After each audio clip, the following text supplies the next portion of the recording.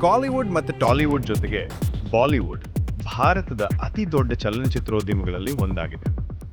Bollywood ಆಗಾಗ್ಗೆ ಹಾಡು, ನೃತ್ಯ, ಪ್ರಣಯ ಮತ್ತು ಸಂಸ್ಕೃತಿಯ ಪಾಶ್ಚಿಮಾತ್ಯ ವಿಚಾರಗಳನ್ನು ಭಾರತೀಯ ಪದ್ಧತಿಗಳಲ್ಲಿ ನಕಲಿಸಲು ಪ್ರಯತ್ನಿಸುತ್ತದೆ. ಇದು ದೇಶದ ನೀತಿಶಾಸ್ತ್ರ, ಪ್ರಾಚೀನ ಪ್ರಣಯ ಸಂಸ್ಕೃತಿ ಮತ್ತು ವಿವಾಹ ವ್ಯವಸ್ಥೆಯನ್ನು ಪ್ರಶ್ನಿಸುತ್ತದೆ. ಪರಿಣಾಮವಾಗಿ ಇದು ಜಾತಿ ವ್ಯವಸ್ಥೆಯನ್ನು ಕೆಟ್ಟದಾಗಿ ಪ್ರಶ್ನಿಸುವಲ್ಲಿ ಕೊನೆಗೊಳ್ಳುತ್ತದೆ.